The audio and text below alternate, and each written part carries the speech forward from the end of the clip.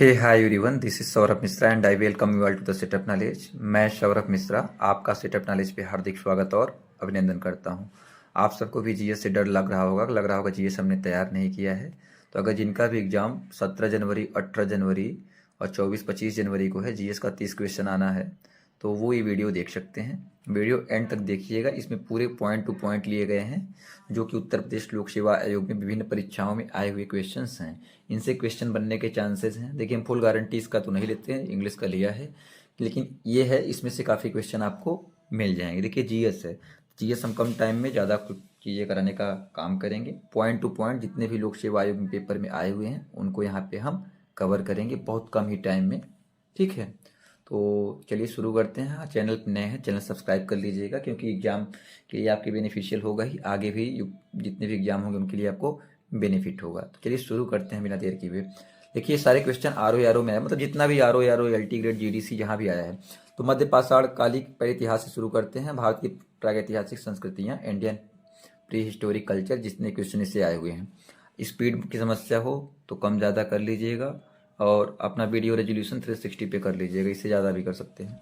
मध्य पाषाणिक स्थलों को भौगोलिक दृष्टि से पश्चिम से पूर्व क्या है, तो आपका है मदहा, लेखहिया, पैसरा, बीरभानपुर। ये आपके देखिए क्वेश्चन आए हुए हैं UP PCS R O mains में 2021 में आया हुआ है। तो आप इसको याद कैसे कर सकते हैं? यमेले पैसा बाटे, एम मतलब ये महदहा, एले मतलब लखहिया, पैसा मतलब पैसरा, बाटे यानी वीरभानपुर। फिर आया था सही सुमेलित कीजिए। तो नेवासा आपका कहाँ पे है? महाराष्ट्र में है। ईसमपुर कर्नाटक में है। डिडवाना राजस्थान में है। गुड़ियाम कहाँ पे है? तमिलनाडु में। ये भी पीसीएस में आया हुआ क्वेश्चन है। और प्राचीन काल में आर्यों के जीविकोपार्जन का मुख्य साधन है, तो जो लिवलीहुड है, कैसे जीविका चलाते थे, उसका क्या था? शिकार आखेट है। वह स्थल जहाँ से प्राचीनतम स्थायी जीवन के प्रमाण मिले, तो कहाँ से मिला है? मेहरगढ़ से। हम ऑप्शंस को नहीं लिए हैं, सिर्फ आपको रिवीजन के लिए, फास्ट रिवीजन के लिए सिर्फ वन लाइनर लिया गया है, एमसीक्यू में जो सही आंसर है।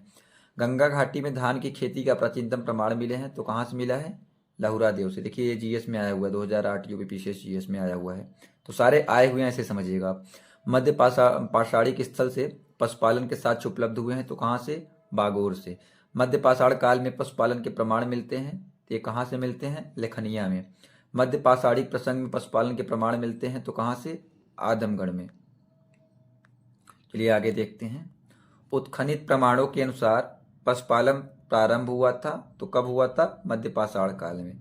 मृत्यात्र रहित नवपाषाणिक स्तर प्रकाश में आया, कहाँ से आया? गुफकराल से। खाद्यान्नों की कृषि सर्वप्रथम प्रारंभ हुई, या कृषि सबसे पहले प्रारंभ हुई, तो कहाँ से? नवपाषाण काल से। या कब हुई? नवपाषाण काल में। ये सारे आए हुए हैं, बस आप शांति से वीडियो एंड तक देखिएगा, बहुत कम टाइम में पूरा का पूरा सब्जेक्ट ही कवर कर देंगे। अगर वीडियो समझ में आएगा लंबा, तो मैं दो पार्ट में लाऊंगा, टाइम तो कम है, नहीं तो एक पार्ट में इतिहास तो कवर कर दूंगा। नवपाषाण कालीन गर्त निवासों के अवशेष मिले थे, तो ये बुर्ज होम कहाँ पे? गुफकराल में। राख का टीला नवपाषाणिक स्थल संबंधित है, किससे संबंधित है? संगन कल्लू से। संगन कल्लू से। आगे देख लेते हैं। भारतीय उपमहाद्वीप में धान की खेती के प्राचीनतम साक्ष्य प्राप्त होते हैं, तो कौन से क्षेत्र से होते हैं? ऐसा था, तो विंध्य क्षेत्र से। और मानव द्वारा सर्वप्रथम प्रयुक्त अनाज कौन है? तो ये आपका जौ है। तो मानव ने सबसे पहले जौ, बार्ले बोलते हैं इंग्लिश में, बार्ले का यूज किया था। वस्त्रों के लिए कपास की खेती का आरंभ सबसे पहले किया था कौन सा देश? तो ये करने वाला भारत था। चलिए आगे देखते हैं। बृहद पाषाण स्मारकों की पहचान की गई, तो ऑप्शन दिया था उसमें, तो मृतकों को दफनाने के रूप में। बृहद पाषाण स्मारक मृतकों के दफनाने के रूप में पहचान में आए थे। एक ही कब्र में 3 मानव कंकाल निकले थे, तो कहाँ से निकले थे? दमदमा से। कहाँ से? दमदमा से। विंध्य क्षेत्र का के वह शिलाश्रय जहाँ से सर्वाधिक मानव कंकाल मिले हैं, ये लेखहिया से सर्वाधिक मानव कंकाल मिले हैं, पूछा जा सकता है। भारत में वह शिलाश्रय जहाँ से सर्वाधिक चित्र प्राप्त हुए हैं, ये आपका कौन है? भीमबेटका में सर्वाधिक चित्र प्राप्त हुए हैं। दधेरी एक पर्वतीय हड़प्पी पुरा स्थल है, ये कहाँ पे? दधेरी, पंजाब में। ताम्रपाषाणिक स्थल नवादा टोली अवस्थित है, नवादा टोली कहाँ पे है? मध्य प्रदेश में। और गैरिक मृद भांड पात्र, जिसे ओशीपी भी बोलते हैं, का नामकरण हुआ था हस्तिनापुर। हस्तिनापुर यानी मेरठ की बात कर रहे हैं। भारत का वह स्थल जहाँ खुदाई से लौह धातु के प्रचलन के प्राचीनतम प्रमाण मिले हैं, ते अतरंजी खेड़ा। अतरंजी खेड़ा बार बार पूछा जाता है, ध्यान से देख लीजिएगा। लौह धातु के प्रचलन के, ये देखिए यूपी पीसीएस प्रीजीएस में आया हुआ क्वेश्चन है। तो सारे लोक सेवा आयोग में आए हुए क्वेश्चन हैं, इनसे आपके काम हो सकते हैं, बट इनसे बाहर भी आ सकता है क्योंकि पेपर का जीएस का लेवल देख करके। बट यहाँ से आपका क्या है, कॉन्फिडेंस बूस्ट हो जाएगा। ताम्रश्म काल में महाराष्ट्र के लोग मृतकों के शरीर को फर्श के नीचे रखकर दफनाते थे। तो दिशा कौन सा होता था, उत्तर से दक्षिण की ओर। क्या, उत्तर से दक्षिण की ओर।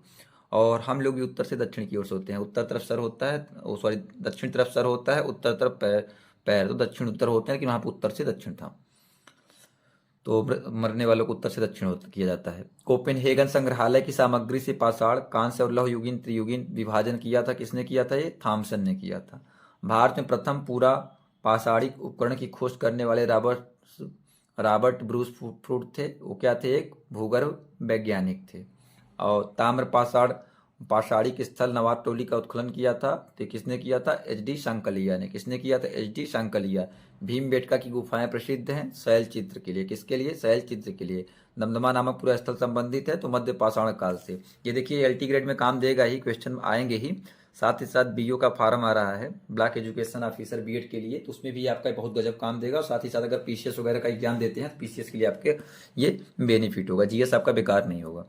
चलिए सिंधु सभ्यता एवं संस्कृति के बारे में देख लेते हैं। हड़प्पा संस्कृत के पूर्वी सीमांत का निर्धारण कौन करता है, तो आलमगीरपुर। तो यहाँ पे आता है आपका नॉर्थ, ये वाला आपका आता है नॉर्थ साउथ वेस्ट ईस्ट। तो कौन करता है, चारों देख लीजिएगा। ठीक है।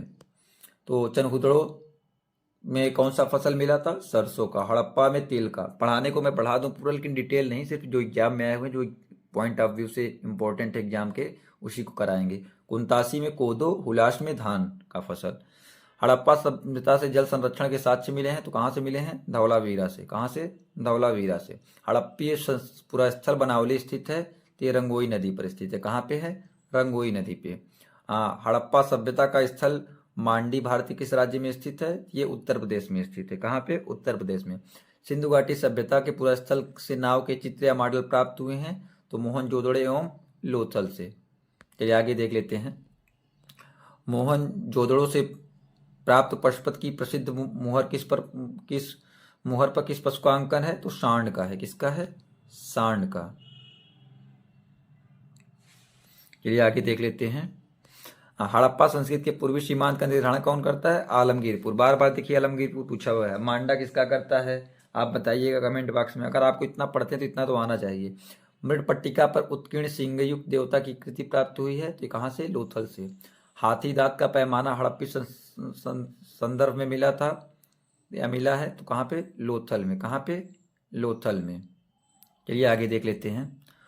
हड़प्पा का उत्खनन करने वाला प्रथम पुरातत्वविद जो इसके महत्व को समझ पाया था, तो कौन था वो, सर जॉन मार्शल। सिंधु सभ्यता शब्द का प्रयोग सर्वप्रथम किया था, किसने किया था, ये सर जॉन मार्शल ने किया था। स्पीड अगर कम लगे तो बढ़ा लीजिएगा, क्योंकि बहुत लोग कहते हैं तेज बोलते हैं, इस वजह से थोड़ा धीरे बोल रहे हैं, लेकिन हमारा टारगेट है कम टाइम में आपको ज़्यादा देना। सिंधु घाटी की सभ्यता पर प्रकाश डालता है कौन, पुरातत्व संबंधी खुदाई। देखिए एमसीक्यू हैं, इसको जैसे डायरेक्ट जो आंसर है उसको लिए हैं, ठीक है, विकल्प नहीं ले रहे जिससे टाइम बचे। सिंधु सभ्यता संबंधित केंद्र उत्तर प्रदेश में स्थित है, तो आलमगीरपुर और हुलास, ये उत्तर प्रदेश में स्थित है। हड़प्पा सभ्यता का स्थल लोथल स्थित है, तो कहाँ पे है, लोथल, गुजरात में है। एलजी टीवी आता है ना, LG TV, LG fridge, LG washing machine, LG company है ना, तो एलजी एल मतलब लोथल, जी मतलब गुजरात। हड़प्पन संस्कृति के संदर्भ में शैलकृत स्थापत्य के प्रमाण मिले हैं, तो कहाँ पे मिले हैं, धौलावीरा से।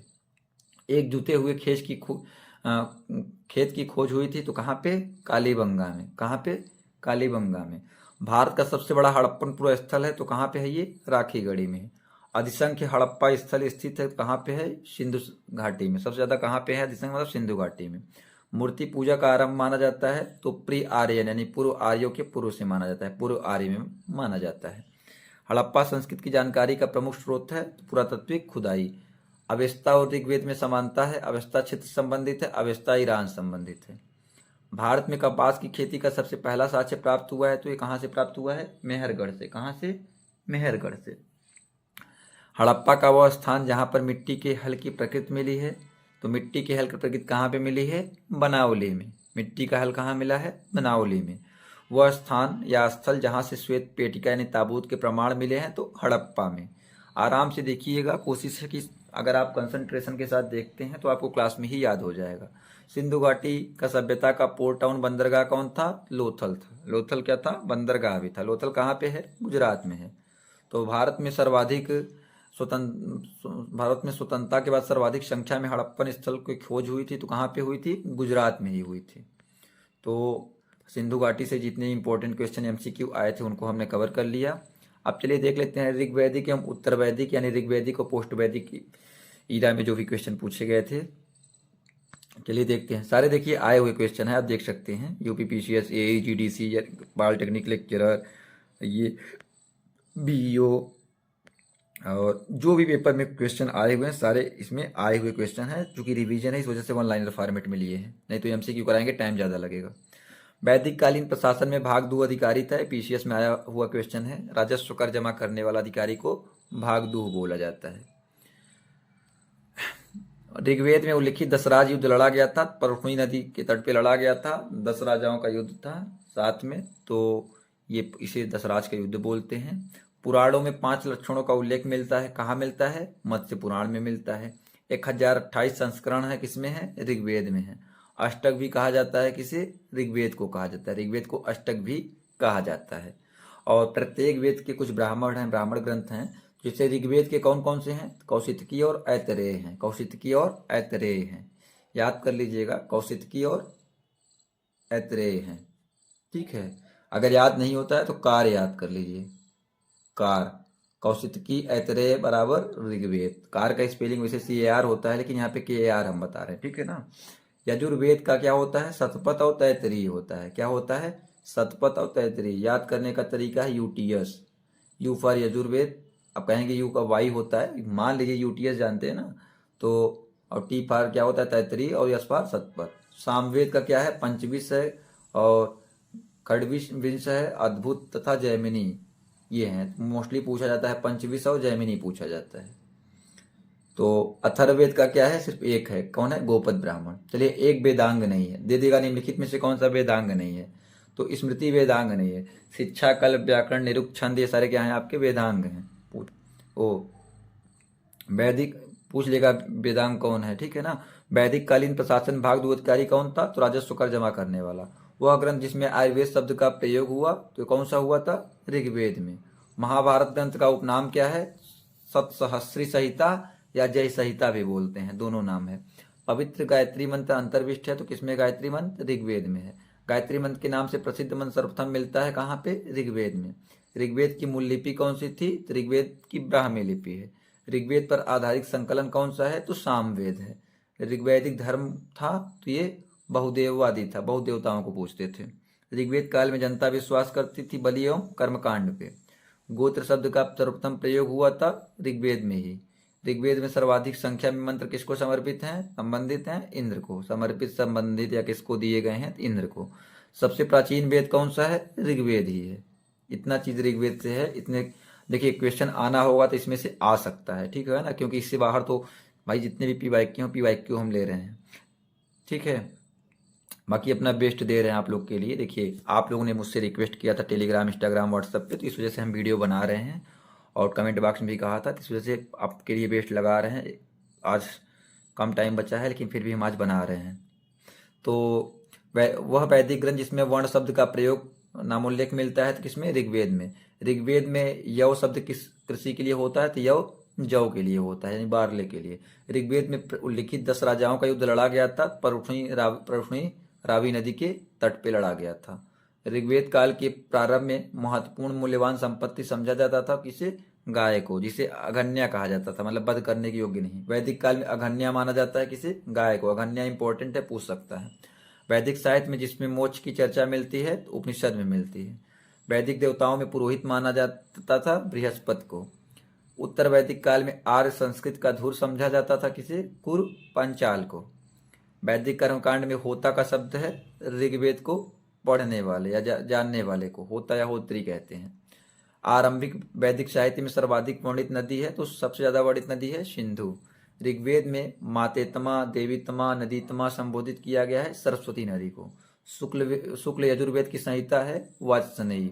शतपथ ब्राह्मण में उल्लिखित राजा विदेह माधव संबंधित ऋषि थे ऋषि गौतम राहुगढ़। जिस ग्रंथ में पुरुष मेद का उल्लेख हुआ है वो है आपका शतपथ ब्राह्मण। गोपद ब्राह्मण संबंधित है किससे? अथर्ववेद से। चलिए आगे देखते हैं।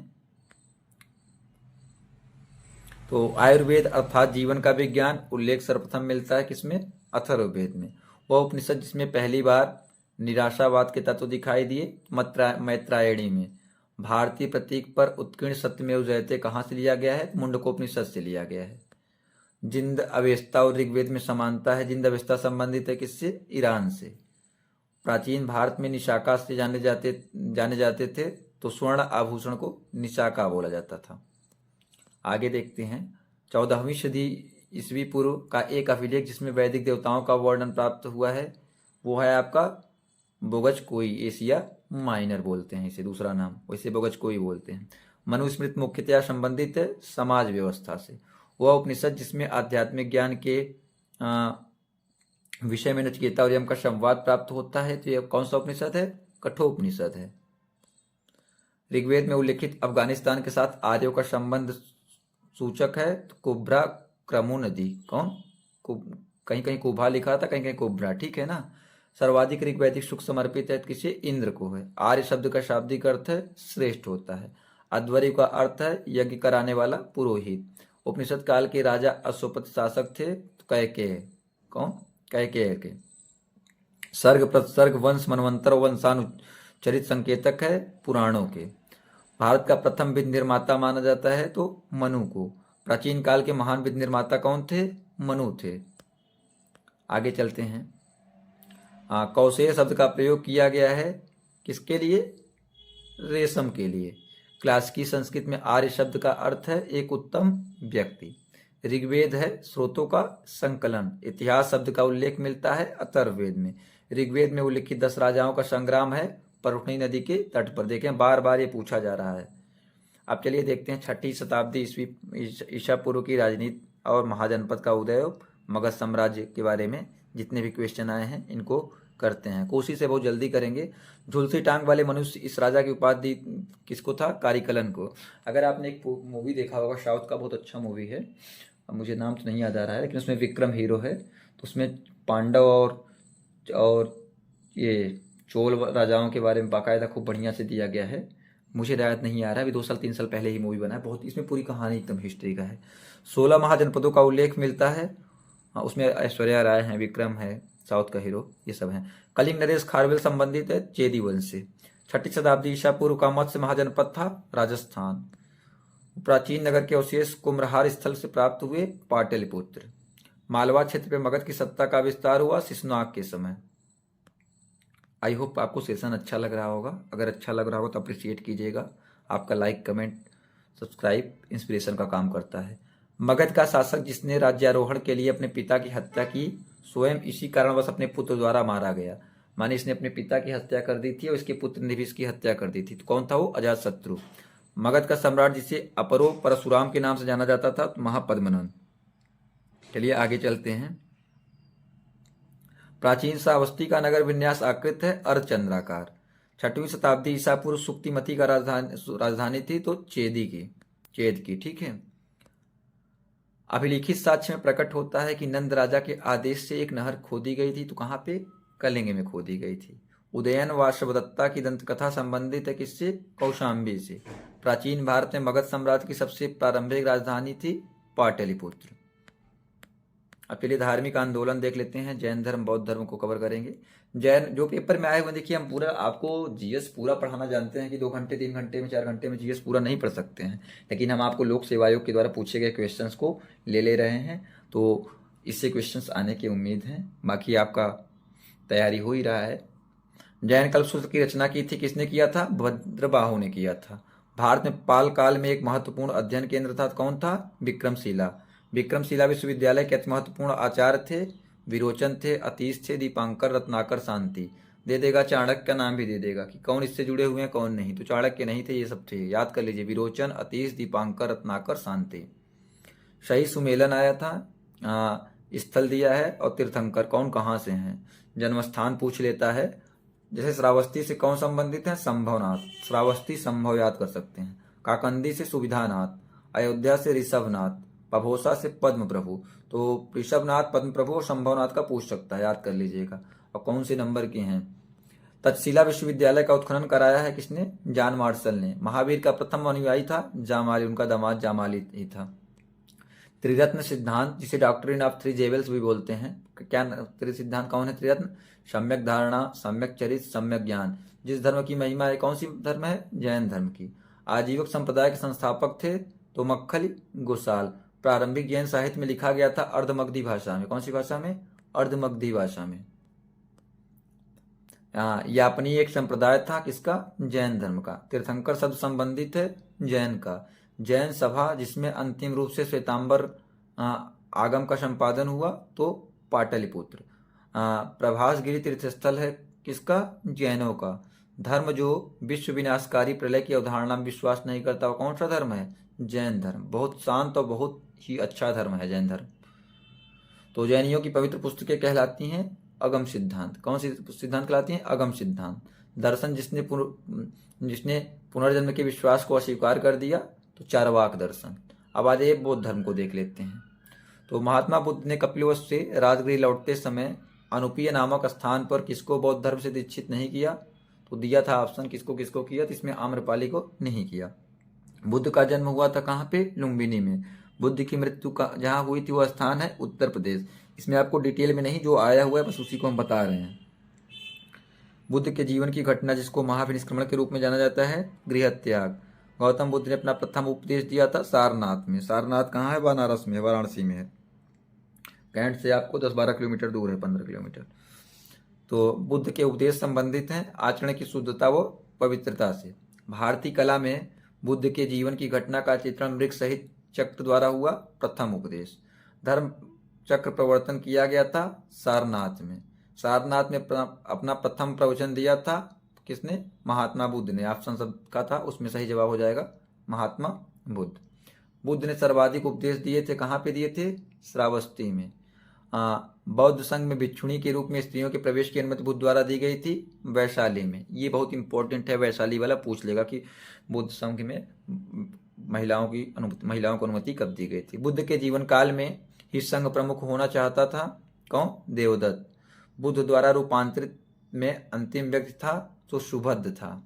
त्रिपिटक है बुद्ध के उपदेशों का संग्रह है। बौद्ध धर्म में त्रिरत्न इंगित करते हैं, तो इंगित करता है बुद्ध, धम्म और संघ। प्रथम बौद्ध समिति का आयोजन हुआ था अजात शत्रु के शासनकाल में। द्वितीय का पूछ लेगा, तृतीय का पूछ लेगा। ट्रिक है एक तो अजात शत्रु, कलिंग नरेश खारवेल, फिर आपका अशोक, फिर काला अशोक, ऐसे याद कर लीजिएगा। संसार में अस्थिर और क्षणिक है या कथन है किसका? अस्थिर और क्षणिक है या बौद्ध का है? महात्मा बुद्ध का।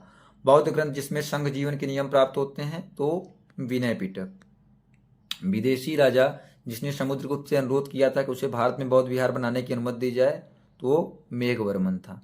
बोध गया में महात्मा बुद्ध ने दो बंजारों जो जंगल में रहते हैं उन्हें बंजारे बोलते हैं, को उपदेश देकर अपना उपासक बना लिया। वे दो बंजारे थे मल्लिक और तपस्सु। इंपॉर्टेंट है, पूछ सकता है। सप्तपर्णी गुफा स्थित है तो कहाँ पे? राजगृह बिहार में। कहाँ पे? राजगृह बिहार में। आगे चलिए। विशुद्धुमग्ग नामक पुस्तक किस संप्रदाय से संबंधित है? ये हीनयान से। हीनयान महायान दो में बढ़ गया था, जानते ही होंगे। शून्यता के सिद्धांत का सर्वप्रथम प्रतिपादन करने वाले बौद्ध दार्शनिक थे नागार्जुन। उत्तर प्रदेश में बौद्ध एवं जैनियों दोनों की प्रसिद्ध तीर्थस्थली कौन से जिले में है? कौशाम्बी में है। कौशाम्बी प्रयागराज मंडल में है। अगर आप इधर के हैं तो जानते ही होंगे।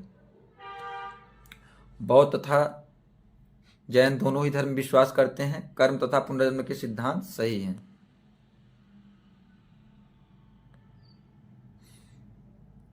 इसमें थोड़ी कमियां मिल सकती हैं क्योंकि इसको मैंने खुद से नहीं बनाया है, ठीक है ना।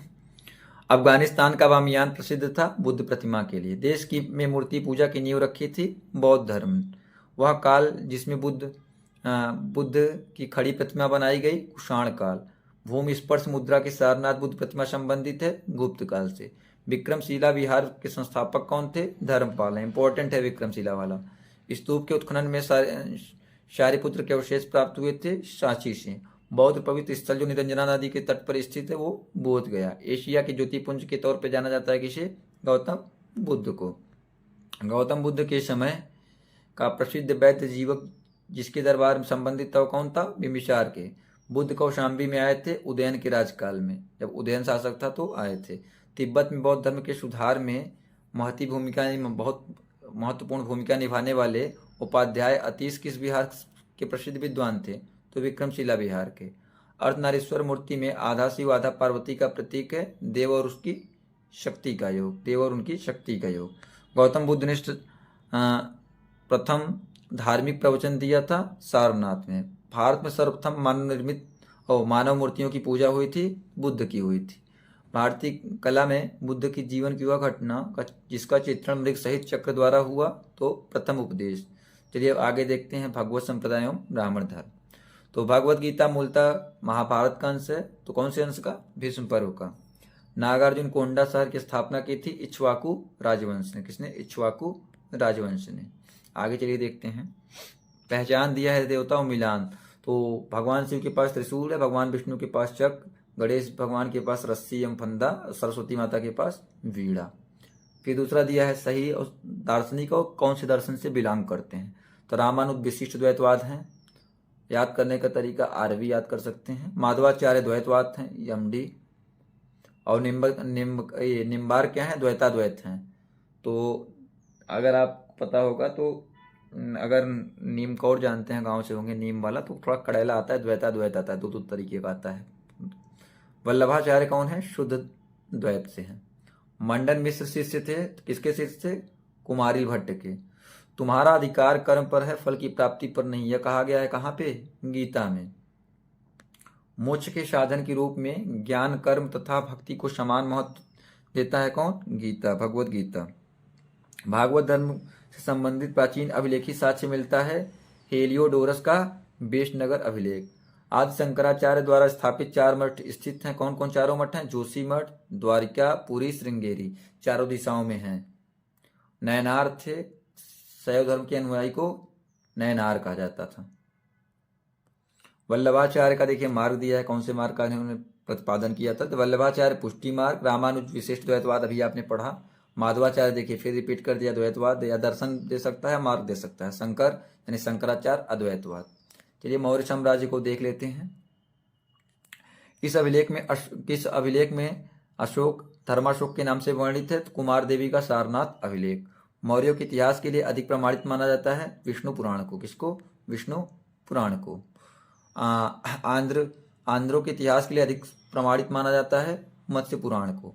मौर्य काल में सदैव राजा के पास रहने वाले विश्व परीक्षक वैद्य को कहा जाता था तो जांगलवीर। शासक जो मौर्य राजवंश संबंधित नहीं है, उसमें ढेर सारे शासक दिए थे ऑप्शन में, उसमें अग्निमित्र संबंधित नहीं था। अशोक के स्तंभ लेखों के लिए पत्थर निकाला जाता था चुनार से। चुनार मिर्जापुर जिला में है, पहाड़ी एरिया है। अशोक का वह शिलालेख जो धार्मिक संश्लेषण यानी समन्वय के बारे में बताता है तो 12वां शिलालेख। सम्राट अशोक ने अपने राज्याभिषेक के बाद कलिंग पर विजय प्राप्त किया था 8 वर्ष बाद। प्राकृत भाषा के पोषक थे तो सातवाहन नरेश। कला के लोक पक्ष को अधिक प्रोत्साहन दिया सातवाहन काल में। मथुरा मूर्ति कला शैली प्रारंभ हुई तो कुषाण के शासनकाल में। वे शासकों जिन्होंने गिरनार क्षेत्र में जल संसाधन व्यवस्था की ओर ध्यान दिया तो चंद्रगुप्त मौर्य और अशोक ने। राजा जिसके एक अभिलेख से सूचना मिलती है कि शाक्य मुनि बुद्ध का जन्म लुम्बिनी में हुआ था, ये कौन था? अशोक। सारनाथ स्तंभ का निर्माण किया था किसने किया था? अशोक ने। अशोक द्वारा स्थापित सबसे सुरक्षित स्तंभ तो लौरिया नंदगढ़ का स्तंभ। अशोक का वह अभिलेख जो कनक मुनि बुद्ध के अस्तित्व को प्रमाणित करता है तो निगाली सागर स्तंभ अभिलेख। आगे देख लेते हैं। गुर्जरा लघु शिलालेख जिसमें अशोक का नामोल्लेख किया गया है स्थित है तो मध्य प्रदेश के दतिया जिले में। अशोक के अभिलेखों में से पूर्ण रूपेण धार्मिक सहिष्णुता के प्रति समर्पित अभिलेख है शिलालेख 12वां। ब्राह्मी लिपि को सर्वप्रथम पढ़ने वाला कौन था? तो जेम्स प्रिंसेप ने पढ़ा था। आगे देख लेते हैं। प्राक अशोक ब्राह्मी लिपि का पता चलता है तो किसके द्वारा? अनुराधापुर में। मतलब कहाँ पे? अनुराधापुर में। पत्थर पर प्राचीनतम शिलालेख थे तो प्राकृत भाषा में। अपने साम्राज्य के उत्तरी पश्चिमी भाग में उत्कीर्ण राजज्ञों के लिए अशोक ने लिपियों का प्रयोग किया था, तो अरमाइक, ग्रीक एवं खरोष्ठी लिपि का। इलाहाबाद में अशोक स्तंभ सूचना प्रदान करता है समुद्रगुप्त के बारे में। इलाहाबाद को वर्तमान नाम इलाहाबाद का प्रयागराज है। फाहियान भारत में आया तो 399 एडी में आया, 399 ईस्वी में आया। कलिंग युद्ध का विवरण हमें मिलता है 13वें अभिलेख में, 13वें शिलालेख में। मौर्यन मंत्रिपरिषद में राजस्व इकट्ठा करने से संबंधित है, समाहर्ता को बोला जाता था। अशोक का समकालीन तुर्मय राजा था मिस्र का। मकदूनिया में अशोक का समकालीन राजा था, कौन था? एंटिगोन गोन्टास था। टालमी फिलाडेल्फस, जिसके साथ अशोक के राजनय संबंध थे, शासक था, वो कहाँ का? वो मिस्र का था। एक इतिहासकार के अनुसार शिलालेखों में अशोक ने जिस धर्म का प्रतिपादन किया वह वस्तुतः राजधर्म है, फ्लीट। आधुनिक देवनागरी लिपि का प्राचीनतम रूप है तो ब्राह्मी है। किसने सहिष्णुता, उदारता और करुणा के त्रिविध आधार पर राजधर्म की स्थापना की? वो करने वाला अशोक है। सांची का स्तूप बनवाया था अशोक ने। किसने? अशोक ने। ब्राह्मी लिपि का प्रथम उद्वाचन उत्कीर्ण अक्षरों से किया गया किस पे? स्तंभों पर। बुलंदीबाग प्राचीन स्थान है कहाँ का? पाटलिपुत्र का। मौर्य काल में तक्षशिला के प्रसिद्ध शिक्षा केंद्र के द्वार खुले थे ब्राह्मणों, क्षत्रियों और वैश्यों के लिए। मौर्य काल में दंड विधान थे तो अशोक के शिलालेख के कारण वो काफी कठोर, दंड विधान थे काफी कठोर। कालसी प्रसिद्ध है अशोक के शिलालेख के कारण। चाणक्य का दूसरा नाम क्या है? विष्णुगुप्त। चंद्रगुप्त मौर्य ने अपने अंतिम दिन व्यतीत किए श्रवणबेलगोला में। ये काफी इंपॉर्टेंट है, पूछा जाता है श्रवणबेलगोला वाला। अशोक का वह अभिलेख जिसमें धार्मिक सहिष्णुता के सिद्धांत की बात कही गई, ये भी इंपॉर्टेंट है। शिलालेख 12वां ही 3 को इंपॉर्टेंट है। तो अब चलिए मौर्य उत्तरकालीन भारत देख लेते हैं। तो शिमुख संस्थापक था सातवाहन वंश का। कारदामक क्षत्रपों ने दुर्लभ सिक्के प्रचलित किए ताम्र धातु में। अशोक के द्वितीय शिलालेख में उल्लेखित नहीं है, सातवाहन का उल्लेख नहीं है। खारवेल के विषय में जानकारी स्रोत मिलता है हाथी गुम्फा का अभिलेख। राजवंशों में सबसे पुराना राजवंश है सातवाहन, उसमें ऑप्शन दिया था। मौर्यों के बाद दक्षिण भारत में सबसे प्रभावशाली राज्य था सातवाहन का। सातवाहनों की राजधानी अवस्थित थी तो अमरावती में। कनिष्क के सारनाथ बौद्ध प्रतिमा अभिलेख की तिथि है 81 ईस्वी सन। बुद्ध का सिक्कों पर अंकन हुआ कनिष्क के द्वारा जो सिक्के चलवाए गए थे। उत्तरी तथा उत्तरी पश्चिमी भारत में सर्वाधिक संख्या में तांबे के सिक्कों को जारी किया था कुषाणों ने। काव्य शैली का प्राचीनतम नमूना अभिलेखों में मिलता है काठियावाड़ के रुद्रदामन। प्राचीन भारत में नियमित रूप से सोने के सिक्के चलाए किसने? कुषाण ने। बिना बेगार के सुदर्शन झील का जीर्णोद्धार कराया तो कौन कराया था? रुद्रदामन प्रथम ने। दे देगा किससे किससे संबंधित है। प्राचीन भारत के साहित्यिक इतिहास में पाणिनि और पतंजलि ख्यात प्राप्त नाम है। फले फूले शुंग राजवंश के समय। विक्रम संवत प्रारंभ है 58 ईसा पूर्व से। महाभाष्य के लेखक पतंजलि समसामयिक हैं, पुष्यमित्र शुंग के समसामयिक हैं, मतलब कंटेम्प्रेरी हैं। विक्रम एवं शक संवत में अंतर कितने वर्षों का है? 135 वर्षों का। अब दिया गया था सूची 1 सूची 2 से मिलान। हाँ ये देखिए सूची 1 ये आपका आरो में ही आया हुआ है। डिमेट्रियस हिंदी यूनानी था, रुद्रदामन शक और गुंडफर्नीज पल्लव और विम कुषाण। इनका संबंध इनके शासनकाल में आए थे, इनके संबंध रखते थे, ये चीजें हैं। प्राचीन भारत पर विदेशी आक्रमण, चलिए विदेशी आक्रमण देख लेते हैं। प्राचीन काल में भारत पर आक्रमण संबंध में कालक्रम सही है तो पहले यूनानी फिर शक कुषाण, तो यूनानी शक और कुषाण। मध्य प्रदेश में बिरसा के पास बेस नगर में गरुड़ध्वज स्तंभ बनवाया था तो हेलियोडोरस ने बनवाया था। हमारे देश को इंडिया संबोधित करने वाला पहले कौन थे? यूनानी थे। हिंद यवन शासक जिसने शीशे के सिक्के जारी किए थे वो स्ट्रेटो सेकेंड था। शासक जिसको सर्वप्रथम सोने के सिक्के जारी करने का श्रेय दिया जाता है कौन? विम कफडिस। वीर भारतीय राजा का नाम जिसे सिकंदर ने झेलम नदी के तट पर पराजित किया था पुरुपोरस। संस्कृत में इसका नाम अलछेंद्र, जैसे कि जब आपने पढ़ा होगा पुरुराजा अलछेंद्र, अलेक्जेंडर सिकंदर को बोलते हैं अलछेंद्र बोलते हैं, और पुरु को पोरस भी बोलते हैं, पुरुराज भी बोलते हैं। युद्ध भूमि में बड़ी संख्या में सैनिकों के मारे जाने अथवा आहत होने के बाद भारतीगढ़ अथवा राज्य की स्त्रियों ने सिकंदर के विरुद्ध शस्त्र धारण किया था तो कौन? मशक। आयुर्वेद के प्रसिद्ध विद्वान चरक दरबार अलंकृत करते थे, किसके दरबार में रहते थे चरक? कनिष्क के दरबार में। चलिए संगम युग देख लेते हैं। संगम युग में चेर, चोल और पांड्य शासक रहते थे। राजवंश अपने संगठित स्थानीय प्रशासन के लिए प्रसिद्ध था। कोरोमंडल क्षेत्र के चोल वंश का शासक जिसे शिवपाद शेखर की उपाधि धारण थी तो राजराजा प्रथम। संगम ग्रंथ तोलक्कापियम, ये बहुत इंपॉर्टेंट है, किस पे आधारित है? व्याकरण पे। तमिल ग्रंथ जिसे लघुवेद कहा की संज्ञा दिया गया है, किसे? कुराल को। बहुत इंपॉर्टेंट है ये चीजें, आप आराम से देखिएगा इसे। शिल्पाधिकारक का लेखक है इलंगो। तृतीय संगम हुआ था मदुरई में। बृहदेश्वर मंदिर जो भगवान शिव को वर्ष 1014 में समर्पित किया गया, वह है कहाँ पे? तंजौर में है। कहाँ पे है? चलिए दक्षिण भारत का इतिहास देख लेते हैं, चोल, चालुक्य और पल्लव को देख लेते हैं, ठीक है।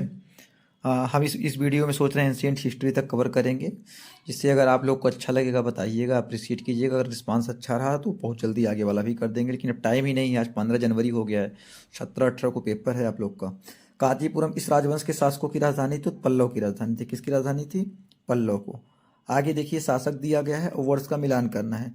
तो राज का शासन था 985 से 1015 तक ईस्वी तक, और राजाधिराज प्रथम 1044 से 1052 तक, और कुलोत्तुंग प्रथम कब से? 1070 से 1120 तक, और विक्रमचोल 1120 से 1133 तक।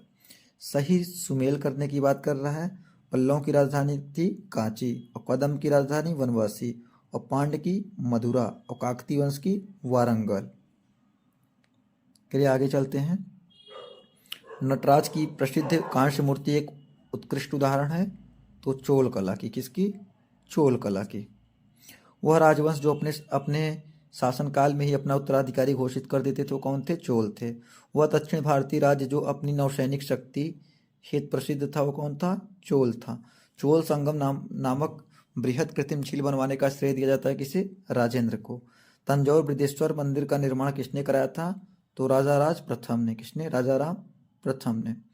चोलों का राज्य किस क्षेत्र में फैला था? कोरोमंडल तट, दक्कन के कुछ भाग। चोल शासकों के शासनकाल में वारियम उद्यान प्रशासन का कार्य देखता था। कौन देखता था? टोट्टा वारियम। चालुक्यों की राजधानी थी, तो चालुक्यों की राजधानी थी वातापी। और चोल का जानते ही हैं, बता दिया। चोल राजाओं की स्नानागार एवं भोजनालय का प्रबंध देखते थे, स्त्री तथा पुरुष दोनों देखते थे। चोल शासक का नाम बताइए जिसने श्रीलंका के उत्तरी भाग पर विजय प्राप्त की? तो राजराज प्रथम। चोल साम्राज्य को अंततः समाप्त किया था, तो मलिक काफूर ने। वह चोल राजा जिसने श्रीलंका को पूर्ण स्वतंत्रता दी और सिंहल राजकुमार के साथ अपनी पुत्री का विवाह कर दिया था, तो कुलोत्तुंग प्रथम ने। किसने? कुलोत्तुंग प्रथम ने। जब पहले हमारे देश से श्रीलंका से भी चीज़ें अच्छे संबंध थे। तो दक्षिण भारत का प्रसिद्ध, ये देखिए आगे, 72 व्यापारी चीन में किसके कार्यकाल में भेजे गए थे? तो कुलोत्तुंग प्रथम के। दक्षिण भारत का प्रसिद्ध तक्कोलक का युद्ध हुआ था चोल एवं राष्ट्रकूटों के बीच या मध्य। चीनी यात्री जिसने चालुक्यों के शासनकाल में चीन एवं भारत के संबंधों का विवरण दिया, तो कौन था? ह्वेनसांग था। किस वंश द्वारा प्रायः महिलाओं को प्रशासन में उच्च पद प्रदान किए गए थे? तो चालुक्य। आगे देख लेते हैं। मत्त विलास प्रहसन के लेखक थे, तो महेंद्र वर्मन। 3वीं शताब्दी में वारंगल प्रसिद्ध था लोहे के यंत्रों एवं उपकरणों के लिए। संस्कृत के कवि और नाटककार कालिदास का उल्लेख है पुलकेशिन द्वितीय के एहोल अभिलेख में। पूछ लेगा एहोल अभिलेख किससे संबंधित है।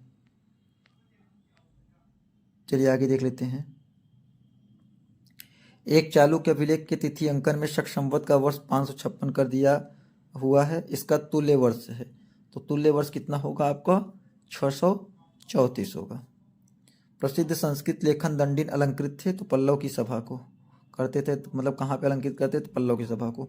पल्लव राजा जिसकी उपाधि राज सिंह थी, नरसिंह वर्मन द्वितीय। कौन? नरसिंह वर्मन द्वितीय।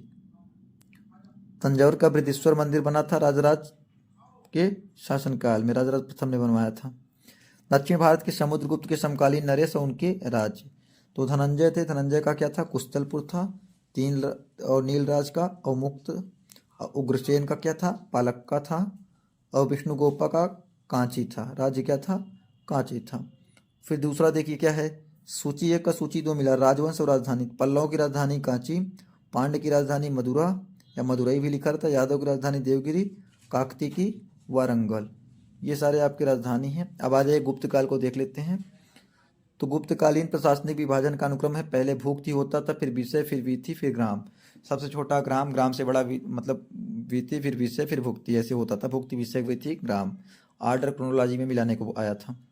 मंसा और प्रशस्ति उपलब्धियों का विवरण प्रस्तुत है कुमारगुप्त प्रथम।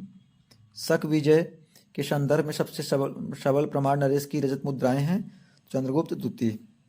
रजत सिक्के जारी करने वाला प्रथम गुप्त शासक कौन है? चंद्रगुप्त द्वितीय। भारत का नेपोलियन के नाम से जाना जाता है, इंपॉर्टेंट है, पूछ सकता है। समुद्रगुप्त।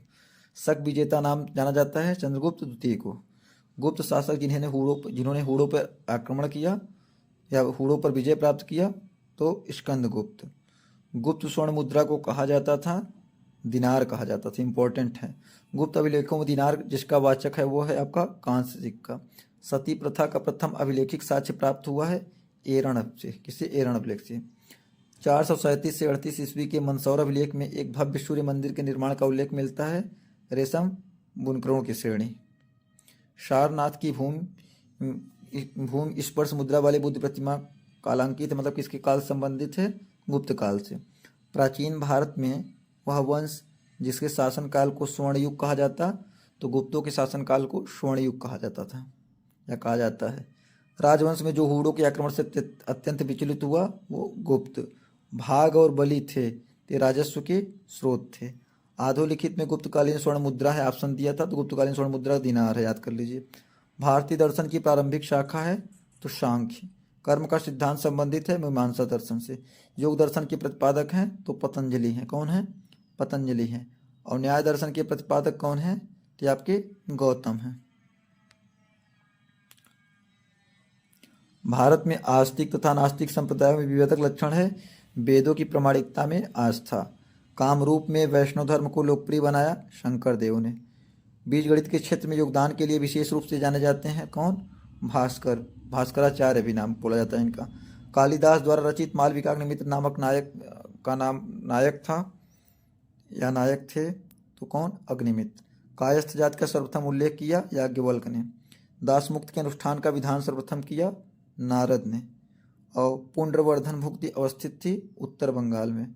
गुप्त काल में उत्तर भारतीय व्यापार संचालित होता था ताम्रलिप्त बंदरगाह से। ठंड बहुत ज़्यादा लग रहा है आज भी, जबकि आज संक्रांति है, मकर संक्रांति। सती प्रथा का प्रथम अभिलेखी संदर्भ प्राप्त हुआ एरण अभिलेख में। कुमारगुप्त प्रथम के मंदसौर अभिलेख में किस श्रेणी का है? रेशम बुनकरों का उल्लेख मिलता है। चांदी के सिक्के जारी करने वाला प्रथम गुप्त शासक था तो चंद्रगुप्त द्वितीय था। समुद्रगुप्त के प्रयाग प्रशस्ति वाले स्तंभ पर किसका लेख मिलता है? तो ये जहांगीर का मिलता है। वह गुप्त शासक जिसको पहली बार अभिलेख जारी करने का दायित्व दिया जाता है तो कौन था? समुद्रगुप्त। गुप्त शासक जिसको भारत का नेपोलियन कहा जाता है वो भी समुद्रगुप्त को ही कहा जाता था। चलिए गुप्तोत्तर काल को देख लेते हैं। तो बाणभट्ट ने हर्षचरित में किस मौर्यकालीन शासक का उल्लेख किया है? तो बृहद्रथ का किया है। विदेशी यात्रियों का भारत में भ्रमण या भारत में आगमन का हुआ था? तो पहले फाहियान आया था 399 से 414 ईस्वी तक। फिर फिनसांग आया था 629 से 645 ईस्वी तक। फिर इत्सिंग आया था 671 से 72 ईस्वी से 693-94 ईस्वी तक। फिर अलमसूदी आया था 915 से 916 ईस्वी तक। ऐसे इनका क्रम है। राजा जिनको जनता द्वारा प्रत्यक्ष चुना गया तो गोपाल नंदीवर्मन पल्लवमल को। स्तूप जिसमें आर्य के स्तंभ की विशेषताएं प्राप्त होती हैं तो अमरावती का स्तूप जिसमें आर्य के स्तंभ वाले मंच की विशेषताएं मिलती हैं अमरावती और नागार्जुनी कोंड। शासक जिसने 4 अश्वमेध यज्ञों का संपादन किया तो प्रवरसेन प्रथम ने। वल्लभी विश्वविद्यालय का स्थित है तो कहाँ पे? गुजरात में स्थित है। 6वीं 7वीं शताब्दियों में एक मौर्य वंश कहाँ शासन कर रहा था? लाट में। कदम्बों की राजधानी बनवासी स्थित थी गोवा में। प्रतिहार अभिलेखों में संदर्भित सिक्कों का नाम था द्रम। मध्य प्रदेश के हरसूद शहर का निर्माण किया था हर्षवर्मन ने। सम्राट हर्षवर्धन ने 2 महान धार्मिक सम्मेलनों का आयोजन किया था कन्नौज तथा प्रयाग में। कहाँ? कन्नौज तथा प्रयाग में। अब आ जाइए प्राचीन भारत में स्थापत्य कला देखते हैं। बहुत कम टाइम लग रहा है, एंशिएंट हिस्ट्री का ख़त्म कर देंगे। अगर आपका रिस्पांस अच्छा रहा तो आज ही हम पॉलिटिकल या मेडुअल मॉडर्न कर देंगे, इनसे बन सकते हैं। बाकी करंट अफेयर का मैंने पीडीएफ ऑलरेडी टेलीग्राम पे दे दिया है। टेलीग्राम पे तो बहुत पीडीएफ दिया है, आप जाके देख सकते हैं। वह स्थान जहाँ पर शिल्प में विष्णु वराह अवतार दर्शाया गया है उदयगिरी गुफा विदिशा में। मेहरौली के लौह स्तंभ लेख में उल्लिखित राजा का नाम है चंद्र। मिलिंद पन्हो राजा मिलिंद एवं बौद्ध भिक्षु के मध्य संवाद है, वो बौद्ध भिक्षु कौन था? नागसेन। इंपॉर्टेंट है। एलोरा में गुफाएं और शैलकृत मंदिर हैं हिंदुओं, बौद्धों और जैनों के।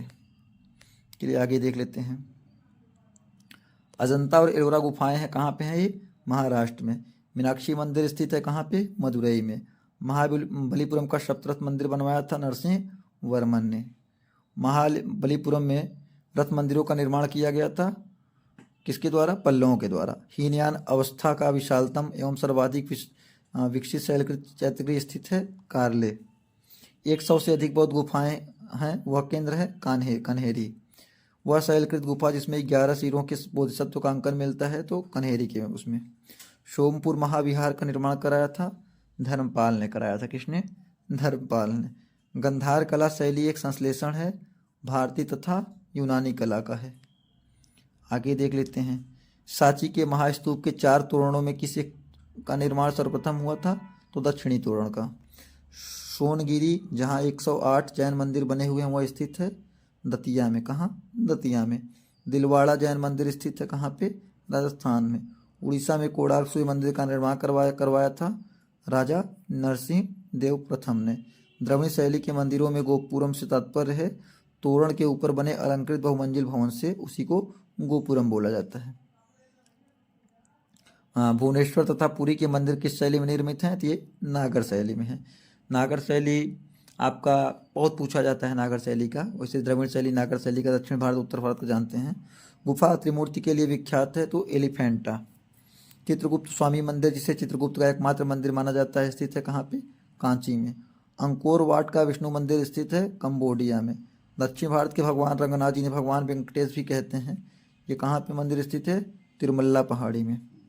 एलिफेंटा के प्रसिद्ध शहर को काट कर बनाए गए मंदिरों का श्रेय दिया जाता है पल्लवों को। चित्तौड़ का कीर्ति स्तंभ निर्मित हुआ था किसके शासनकाल में? राणा कुंभा के। शैलकृत स्थापत्य का आश्चर्य माना जाता है कैलाश मंदिर एलोरा को। वह मंदिर जिसके परिसर में एक भारी भरकम नंदी की मूर्ति है जिसे भारत की विशालतम नंदी मूर्ति माना जाता है तो बृहदेश्वर मंदिर में। चट्टानों को काट कर महाबलीपुरम मंदिर बनवाया था पल्लव ने। किसने? पल्लव ने। वह स्थान जहाँ राष्ट्रकूटों द्वारा एलोरा पहाड़ियों में निर्मित गुफा मंदिर स्थित है वो औरंगाबाद महाराष्ट्र है। गोविंद महल जो हिंदू वास्तुकला का अप्रतिम उदाहरण है स्थित है कहाँ पे? दतिया मध्य प्रदेश में।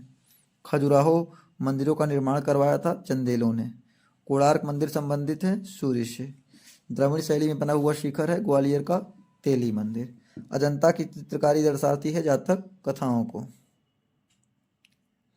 खजुराहो में मंदिर का निर्माण करवाया था चंदेलों ने। बौद्ध हिंदी एवं जैन संस्कृत गुफाएं एक साथ विद्यमान है कहाँ पे? एलोरा में। सूची का मिलान आया था। स्तूप सांची, चित्रकारी बाग, कनिष्क की सिरविहीन मूर्ति मथुरा, दशावतार मंदिर देवगढ़ में है। ऐसे दिया था, उसको मिलान करना था। चलिए अब आगे देखते हैं प्राचीन साहित्य एवं साहित्यकार। तो मृच्छकटिकम पुस्तक लिखी गई शूद्रक के द्वारा। मतलब मृच्छकटिकम के रचनाकार हैं कौन है? शूद्रक। मनुस्मृति के टीकाकार थे तो कुल्लुक भट्ट। कुमार संभव महाकाव्य रचना है किसका? कालिदास का। मेघदूतम, कुमार संभव, अभिज्ञान शाकुंतलम ये सारे कालिदास के हैं। मिलिंद पन्हो राजा मिलिंद तथा बौद्ध भिक्षु के मध्य संवाद के रूप में है तो नागसेन नाम था उस बौद्ध भिक्षु का। चरक संहिता इतने अध्याय और खंडों में विभाजित है। चरक संहिता में 120 अध्याय और 8 खंड हैं। कितने? 120 अध्याय 8 खंड। ये आपका एलटी ग्रेड जीआईसी लेक्चरर का भी पेपर होगा, उसमें भी फायदा देगा।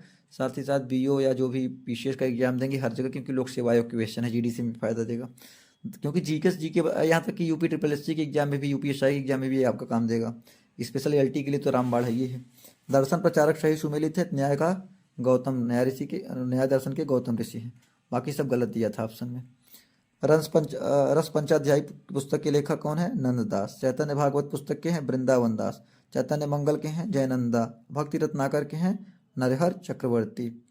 सूची एक का ग्रंथ दिया है, सूची 2 में रचयिता। तो रागमाला के रचयिता है पुंडरीक विट्ठल, रस कौमुदी के श्रीकंठ, राग विभोध के सोमनाथ, चतुर्दंडी प्रकाशिका के वेंकटरमन। चलिए आगे देख लेते हैं।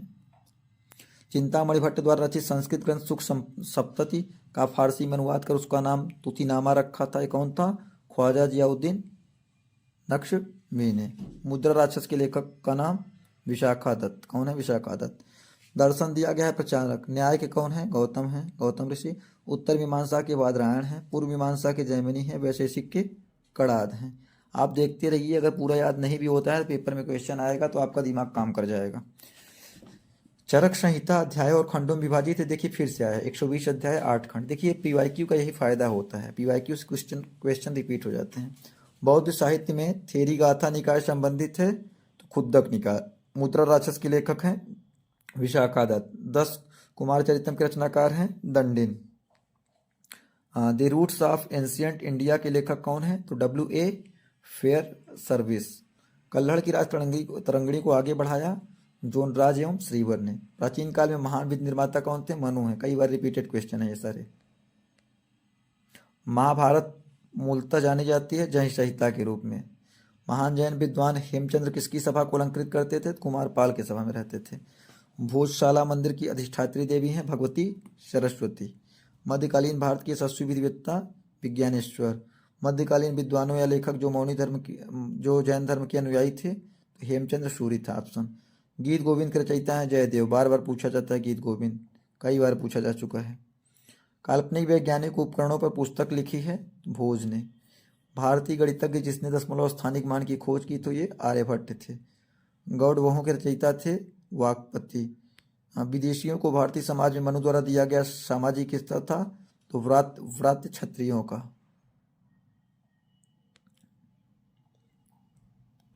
प्राचीन भारतीय विचारकों में से विधि व्यवस्था की सर्वाधिक व्यवस्था के रूप में थी की है तो मनु ने। मानसोल्लास शीर्षक ग्रंथ की रचना की है सोमेश्वर तृतीय ने। अब आ जाइए पूर्व मध्यकाल को देख लेते हैं। सूची 1 का सूची 2 से मिलान है।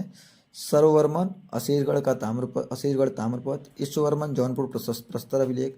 कहाँ किसका उल्लेख है कौन किससे संबंधित है। ईशान वर्मन हरहा पाषाण अभिलेख। जीवित गुप्त सेकेंड दैव बर्ड़ार्क अभिलेख। चंदेल वंश का प्रथम शासक कौन था ये नन्नुक था। कौन नन्नुक। होयसल वंश के प्रथम स्वतंत्र शासक विष्णुवर्धन ने अपनी राजधानी बनाई थी द्वार समुद्र को। राजवंश जो कन्नौज पर आधिपत्य स्थापित करने में त्रिकोणीय संघर्ष में उलझे हुए थे वो थे पाल प्रतिहार राष्ट्रकूट। कौन पाल प्रतिहार और राष्ट्रकूट। विक्रमशिला विश्वविद्यालय के संस्थापक थे कौन थे धर्मपाल थे। गोविंद चंद्र गढ़वाल की एक रानी कुमार देवी ने धर्मचक्र जिन विहार बनवाया था कहाँ पे सारनाथ में। हिरण्यगर्भ धार्मिक कार्य कराया दंती दुर्ग ने। रामानुज के अनुयायियों को कहा जाता है वैष्णव। द्वार समुद्र राजवंश की राजधानी थी किस राजवंश की होयसल की थी। पाल वंश के संस्थापक थे गोपाल। कदम राजाओं की राजधानी थी वनवासी। आगे देख लेते हैं, काफी लंबे समय से बोल रहे हैं। समकालीन समाज के पाखंड एवं भ्रष्ट आचरण को उद्घाटित करने के लिए अनेक ग्रंथों के लेखक थे क्षेमेंद्र। चंदेल राजा जिसका एक अन्य नाम लक्ष्मण वर्मन था यशोवर्मन। एक नए संवत चलाने का यश प्राप्त है लक्ष्मण सेन को। चंदेल शासक जो महमूद गजनवी से पराजित नहीं हुआ वो विद्याधर था। जेजाभुक्त प्राचीन था बुंदेलखंड। कलिंग नरेश खारवेल संबंधित है चेदी वंश से। शिक्षा के एक महान केंद्र विक्रमशिला महाविहार का निर्माण कराया था धर्मपाल ने। राणा कुंभा ने संगीत पर एक ग्रंथ लिखा था वो क्या था संगीत राज। चलिए मिसलेनियस देख लेते हैं, इसी के साथ आपका एंशिएंट हिस्ट्री समाप्त हो जाएगा। विक्रम संवत प्रारंभ हुआ 57 ईसा पूर्व में। पिछवई चित्रकला इस देवता संबंधित है श्रीनाथ जी या कृष्ण जी से, भगवान कृष्ण से। वह पूरा स्थल जहां से सुपारी के 2 कार्बनीकृत बीज मिले तो वटगल। सूची 1 का सूची 2 से मिलान है। शासक है राजवंश से। गोविंद तृतीय है राष्ट्रकूट वंश से थे। वत्सराज गुर्जर प्रतिहार वंश से। देवपाल पाल वंश से। नरसिंह वर्मन प्रथम पल्लव वंश से। महाराष्ट्र के औरंगाबाद में स्थित है अजंता की गुफा। पर्यटक आकर्षण दिया है, स्थान दिया है। कबीर की समाधि कहाँ है मगहर बस्ती जिले में है। सलीम चिश्ती की दरगाह कहाँ है फतेहपुर सीकरी में है। गोविंद देव मंदिर कहाँ है वृंदावन में है। बौद्ध स्तूप कहाँ है कुशीनगर में है। राजवंश का राजकीय प्रतीक के साथ मिलान था। परमार का क्या है सूर्य है। परमार राजवंश का क्या है सूर्य है। मलयकेत का वराह है। चंदेल का राजलक्ष्मी है। गुर्जर प्रतिहार का भगवती है। सही सुमेल करिए। बिहार और राजा जगदल विहार रामपाल। विक्रमशिला विहार धर्मपाल। सोमपुर विहार धर्मपाल और शलबन विहार श्री भवदेव से इनसे संबंधित है। आगे देखते हैं। शासक जिसने सिंहल द्वीप के विरुद्ध 642 ईस्वी में 2 समुद्री अभियान भेजा था तो कौन था नरसिंह वर्मन प्रथम। प्राचीन श्वेतांबर जैन मंदिर स्थित है तो पालिताना गुजरात में। विदेशी व्यापार संबंधित संस्था थी नानादेशी नागरम। आई होप आप लोग को क्लास समझ में आ रहा होगा। चूंकि रिवीजन क्लास है तो टाइम कम है इस वजह से बहुत जल्दी बताना पड़ रहा है। बट आने वाले टाइम में अगर आपको एग्जाम रहेगा आप लोग के लिए बहुत अच्छे से पढ़ाएंगे। तो बीजगणित के क्षेत्र में विशेष योगदान दिया था किसने? भास्कर यानी भास्कराचार्य ने।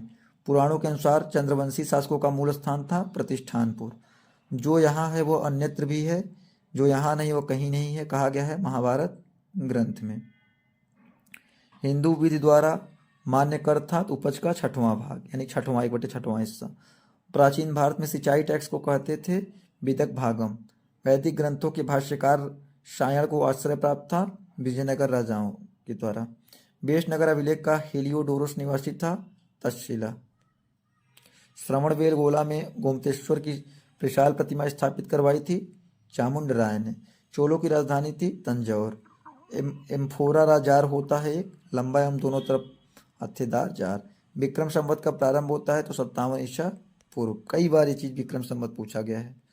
खसरा नामक दस्तावेज से आशा है राजस्व संबंधी एक दस्तावेज। खसरा खतौनी जानते होंगे अभी भी चलता है। सामान्यतः पांडवों की राजधानी इंद्रप्रस्थ के साथ पहचानी जाती है पुराना किला दिल्ली।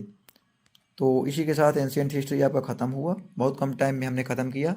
देखिए 1 घंटे तो लग गए हैं, 1.5 घंटे। ये LT ग्रेड के लिए स्पेशल बढ़िया है। LT ग्रेड 17-18 जनवरी और 24-25 को जिनका एग्जाम है उसको देख सकते हैं। और टाइम कम है नहीं तो हम पूरा का पूरा सिलेबस करा देते हैं। बाकी देखते हैं, आज चूँकि 15 जनवरी हो गया है, टाइम है नहीं ज़्यादा। बाकी PDF वगैरह आपको टेलीग्राम पे दे दिए हैं, आप वहाँ पे से जाके डाउनलोड कर सकते हैं। करंट अफेयर भी दे दिया है, सारी चीज़ें दे दी गई हैं। तो वीडियो अच्छा लगा हो तो लाइक करें, चैनल पे नए हैं सब्सक्राइब करें, साथ ही साथ अपने दोस्तों को शेयर करें, कमेंट करिए जो भी चीज़ें आपकी क्वेरी हो, हम आपके कमेंट का रिप्लाई करेंगे। आपका लाइक कमेंट सब्सक्रिप्शन हमें इंस्पिरेशन मिलता है इससे। तो आपको आई होप वीडियो अच्छा लगा हो। बाकी अब एग्जाम आएगा, हम थोड़ा देर में एक्टिव हुए, तब समय से पहले एक्टिव हो जाएंगे। तो ठीक है, मिलते हैं नेक्स्ट वीडियो में। Thank you so much. I love you, bye.